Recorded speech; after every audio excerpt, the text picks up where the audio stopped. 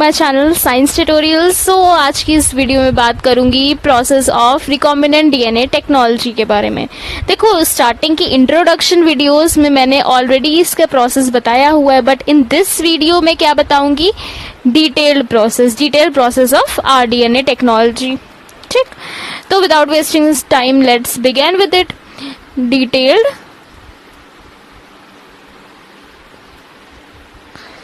Study of rDNA technique या technology.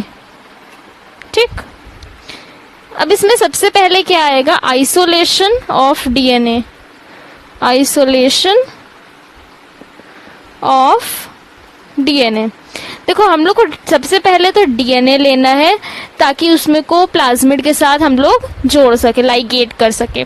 तो DNA लेने के लिए सबसे पहले जो हमारी जो बैक्टीरियल सेल है, जिससे भी लेना है, उसके अंदर जैसे डीएनए ऐसे ऐसे होते हैं।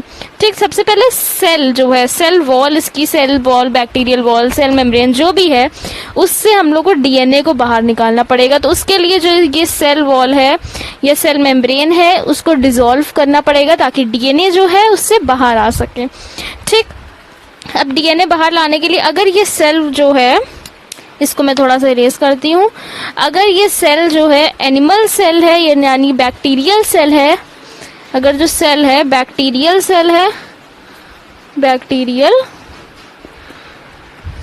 सेल है, तो हम लोग एंजाइम यूज करेंगे, लाइसोजाइम।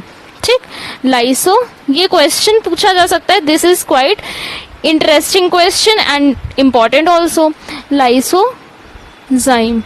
ठीक, अगर यही जो हमारी सेल है, बैक्टीरियल सेल की जगह प्लांट सेल है, अगर यही प्लांट सेल है, प्लांट सेल से हमें डीएनए निकालना है, तो प्लांट सेल हमें पता है कि प्लांट सेल की जो सेल वॉल होती है सेल्यूलोस और पेक्टिन की बनी होती है, तो सेल्यूलेस एंजाइम यूज करेंगे सेल वॉल डिसॉल्व करने के लिए, सेल्यूलेस।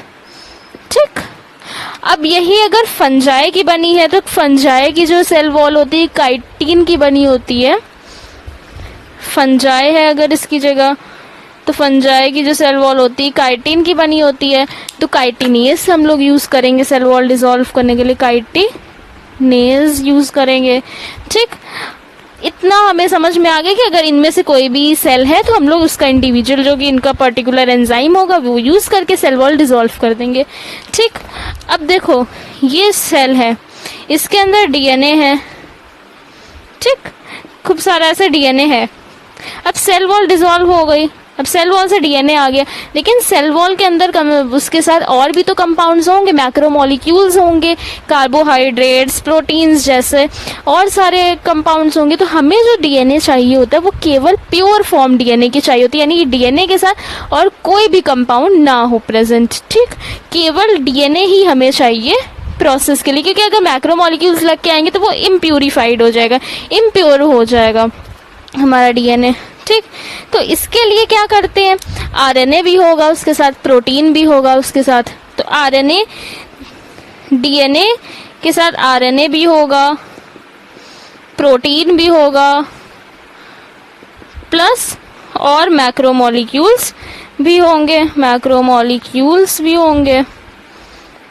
ठीक, ये सारे होंगे। अब डीएनए हमें चाहिए तो चलो ठीक है, लेकिन आरएनए और प्रोटीन हटाने के लिए हम लोग क्या करेंगे, आरएनए को हटाने के लिए यूज करेंगे राइबोन्यूक्लियेज यानी कि आरएनएज यूज करेंगे एंजाइम। प्रोटीन को हटाने के लिए प्रोटीएज यूज करेंगे। मैं पहले भी बता चुकी हूँ मॉलिक्यूलर बेसिस ऑफ इनहेरिटेंस में एंजाइम्स के बारे में, प्रोटीएसेस कह दे या प्रोटीएज यूज करेंगे।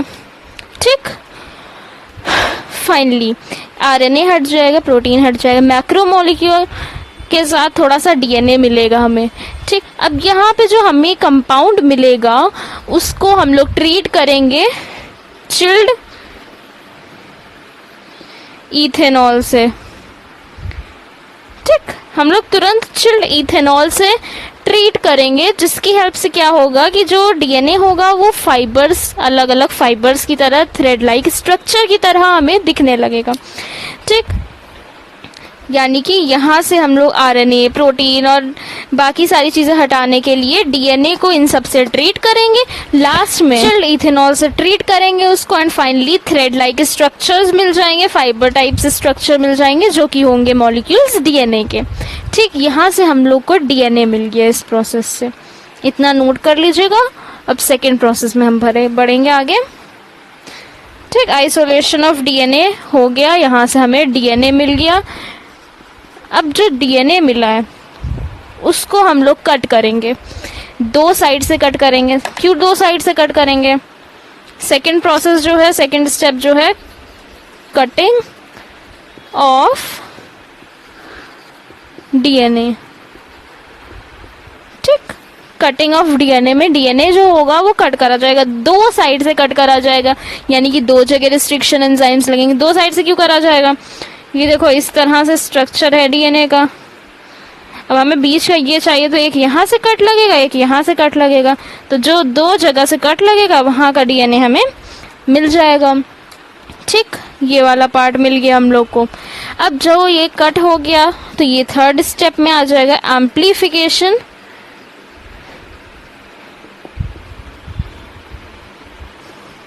Of gene of interest using PCR. PCR यानी कि polymerase chain reaction, polymerase chain reaction. ठीक, अब इस रिएक्शन में होता क्या है, जो यहाँ से डीएनए था वो डीएनए हम लोग ने अलग कर लिया। इस तरह से दो डीएनए हम लोग अलग करेंगे, यानी कि दो फ्रेगमेंट्स ऐसे हम लोग को मिलेंगे, दो फ्रेगमेंट्स हम लोग ने अलग कर लिए। ठीक, अब इस स्टेप में मैं पूरा रब कर रही हूँ क्योंकि एम्प्लीफिकेशन में थोड़ा सा डायग्राम बनेगा, उसके साथ मैं एक्सप्लेन करूंगी। ठीक, amplification of gene of interest using PCR. Amplification of gene of interest using PCR. ठीक, पीसीआर यानी कि पॉलीमरेज चेन रिएक्शन। ठीक, अब देखो पॉलीमरेज चेन रिएक्शन से होता क्या है, एक रिएक्शन की तरह होती है जिसके थ्रू हम लोग जो हमारा जीन ऑफ इंटरेस्ट होता है, यानी कि ऐसा जीन जिसकी हमें खूब सारी कॉपीज चाहिए है, उस जीन को लेकर के हम लोग प्लाज्मिड के साथ या डीएनए के साथ, जिसके भी साथ हमें लिंक कराना था, लिंक कराते हैं। Polymerase chain reaction, polymerase enzyme use होगा। ठीक, अब उस एंजाइम का काम क्या होता है, प्रीवियस वीडियोस में बता चुकी हूँ कि वो चेन को एक्सटेंड करने के लिए काम आता है 5 प्राइम टू 3 प्राइम। ठीक, अब मैं यहाँ पे प्रोसेस बताती हूँ। सबसे पहले लिया क्या जाएगा, डबल स्ट्रैंडेड डीएनए लिया जाएगा, इस तरह से 5 prime to 3 prime, 3 prime to 5 prime. ठीक, डबल स्ट्रैंडेड डीएनए।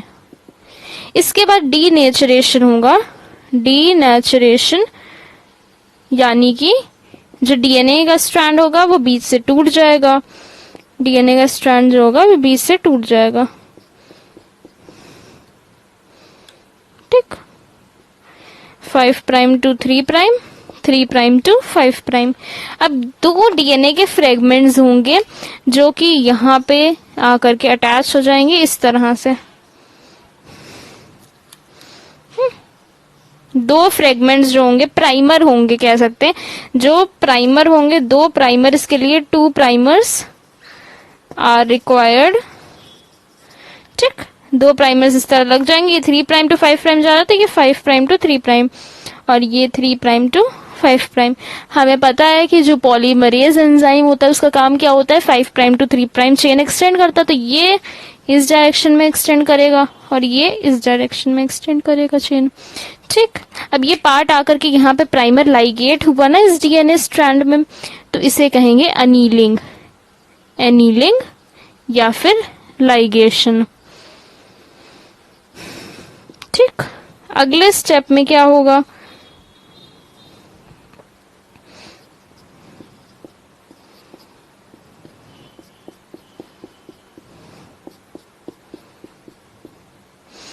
ये प्राइमर जो यहाँ पे लगा था, ये वाला 5 प्राइम टू 3 प्राइम और एक्सटेंड हो गया, ये वाला भी और एक्सटेंड हो गया।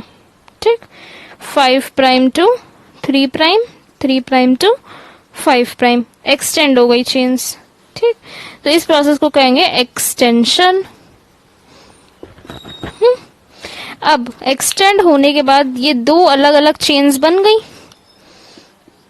इस तरह से दो चेन्स बन गई ना, एक ये चेन बन गई, यानी कि एक ये चेन बन गई, एक ये चेन बन गई, एक ये चेन बन गई। तो इसे क्या कहेंगे? एम्प्लीफिकेशन, यानी कि एम्प्लीफिकेशन की एक से काफी सारी चेन्स बन जाएंगी। ठीक, इसकी 30 कॉपीज हो जाएंगी, 3 बिलियन के अप्रॉक्स बन जाएंगे, या जितने भी हमें चाहिए होंगे हम पॉलीमरेज चेन रिएक्शन की हेल्प से उतने सारे कर सकते हैं। ये अपने जीन ऑफ इंटरेस्ट क्लोन करा सकते हैं, उतने सारे मल्टीप्लाई करा के काफी अमाउंट में ऑब्टेन कर सकते हैं। ठीक, amplification of gene of interest using PCR में इतना था। ये डायग्राम आप ड्रॉ कर लीजिएगा।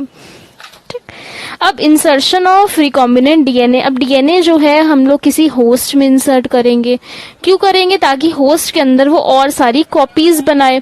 फिर जब उसके अंदर बहुत सारी कॉपीज बन जाएंगी तो होस्ट से लेकर के हम लोग वो चीज किस में डाल देंगे? ऑर्गेनिज्म में किसी में डाल देंगे।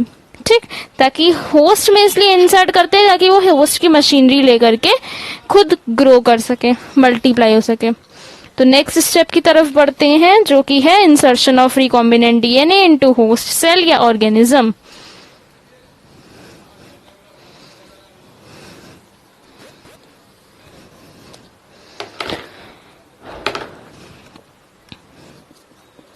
इंसर्शन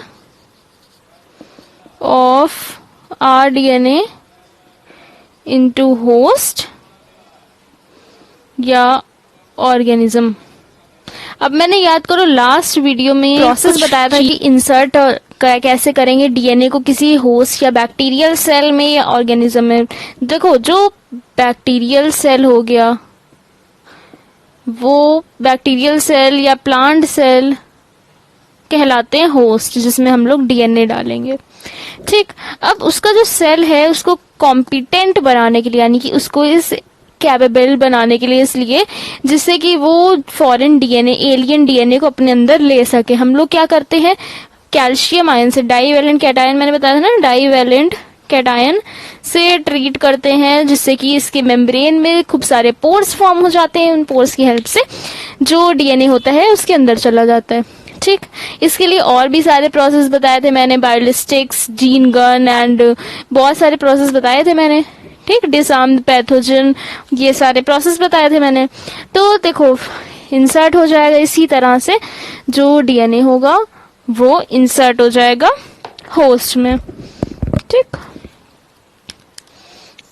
डीएनए होस्ट में इंसर्ट हो जाएगा कैल्शियम आयन से ट्रीट करने के बाद, या फिर डायरेक्टली इंजेक्ट करने के बाद, माइक्रो इंजेक्शन वगैरह जो थे उन सब के थ्रू। ठीक, अब नेक्स्ट प्रोसेस है ऑब्टेनिंग फॉरेन जीन प्रोडक्ट।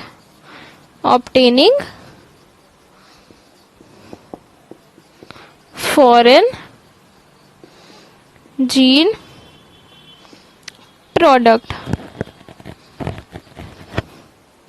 देखो, अब हम लोग ने यहाँ पे जो डीएनए डाला था हम लोग ने होस्ट में, अब वो होस्ट में जाकर क्या करेगा? मल्टीप्लाई होगा। मल्टीप्लाई होगा तो हमें उसके बहुत सारे सैंपल्स, बहुत सारी कॉपीज मिल जाएंगी।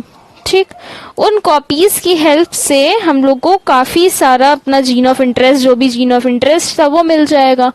तो वही चीज है, ऑब्टेन हो गया हमारा फॉरेन जीन प्रोडक्ट, यानी कि जो एलियन जीन हम लोग ने डाला था, जो डीएनए डाला था या जीन डाला था, जो भी डाला था वो हमें मिल जाएगा।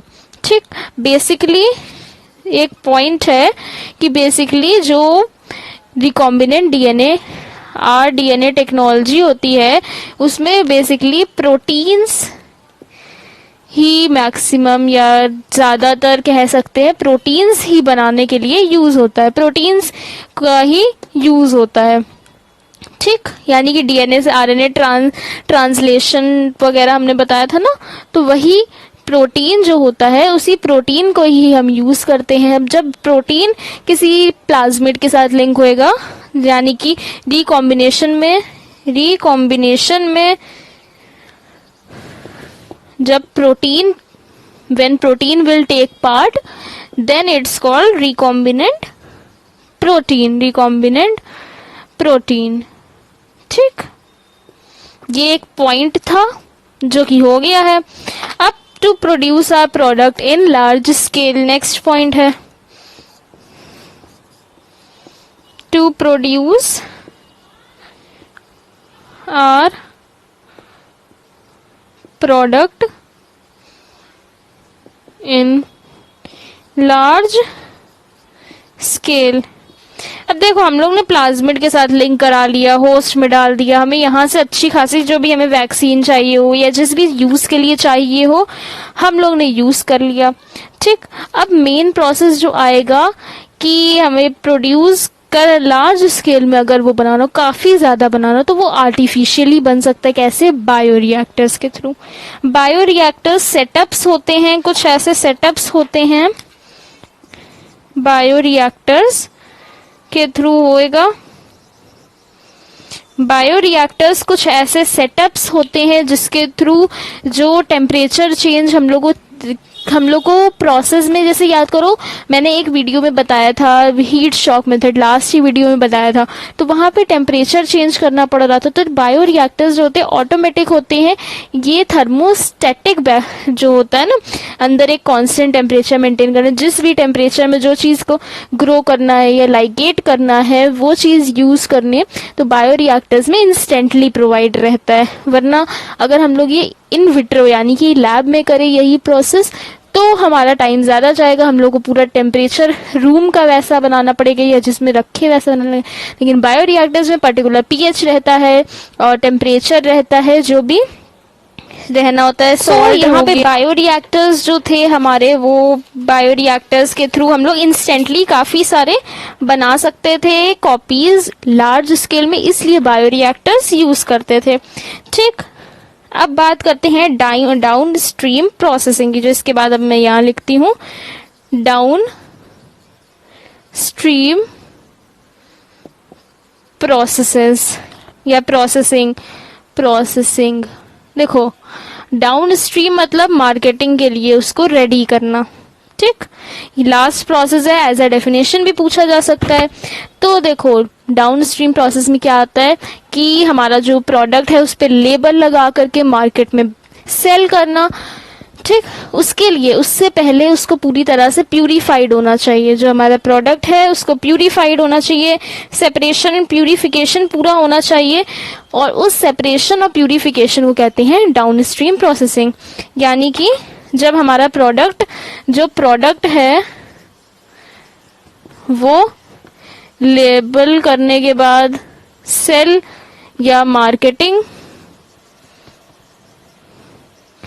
के लिए यूज करने से पहले हमारा जो प्रोडक्ट है वो पूरी तरह से सेपरेट एंड प्यूरिफाइड होना चाहिए. और इसी सेपरेशन और प्यूरिफिकेशन को कहते हैं डाउन स्ट्रीम प्रोसेसिंग. ठीक, अब देखो यहाँ पे एक स्टार्टिंग में मेरे से एक छोटी सी चीज रह गई थी जो कि एम्प्लीफिकेशन में मैंने बताई थी, एम्प्लीफिकेशन वाले में, कि उसमें जो डीएनए पॉलीमरेज यूज करते हैं वो किस से लिया जाता है, यानी कि किस बैक्टीरिया से लिया जाता है. वो पॉइंट मेरे से मिस हो गया था. तो वो लिया जाता है डीएनए पॉलीमरेज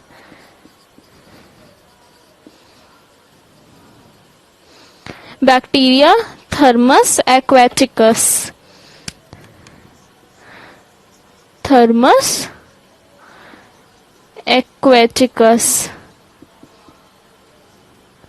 CUS. ठीक, थर्मस एक्वेटिकस से. अब इससे क्यों लिया जाता है, इसी से ही क्यों लिया जाता है, क्योंकि ये जो ऐसा बैक्टीरिया है ये बहुत हाई टेम्परेचर में भी सरवाइव कर सकता है. ठीक, because it can survive even in because it can survive even at high temperature and pressure. High temperature, ठीक, even at high temperature. Survive कह सकते हैं क्या, या कह सकते हैं इट कैन स्टे एक्टिव कह सकते हैं. इट कैन स्टे एक्टिव कह सकते हैं इवन एट हाई टेम्परेचर्स. ठीक, तो मेरी आज की ये वीडियो यहीं पे एंड होती है एंड इसी के साथ हमारा बायोटेक्नोलॉजी का फर्स्ट पार्ट जो था वो पूरा ओवर हो गया है. अब नेक्स्ट वीडियो जो मैं बनाऊंगी उसमें मैं एप्लीकेशंस वगैरह डालूंगी, यानी कि बीटी कॉटन एंड जो भी बाकी पार्ट्स हैं एप्लीकेशंस में, उसके प्रिंसिपल्स में है, वो सारी चीजें बताऊंगी जो कि नेक्स्ट चैप्टर है. काफियों की बुक में एनसीईआरटी वगैरह में तो नेक्स्ट चैप्टर है, नूतन में भी चैप्टर अलग है, वो अलग. ठीक, तो अगली वीडियो में मैं वो चैप्टर स्टार्ट करूंगी बायोटेक्नोलॉजी का. So keep supporting my channel. मेरे वीडियोस को लाइक करें, इस वीडियोस को, प्रीवियस वीडियोस को भी लाइक करें and of course share my videos to your friends and everyone. Subscribe करें, बेल आइकन पे प्रेस करें and keep supporting. Bye bye.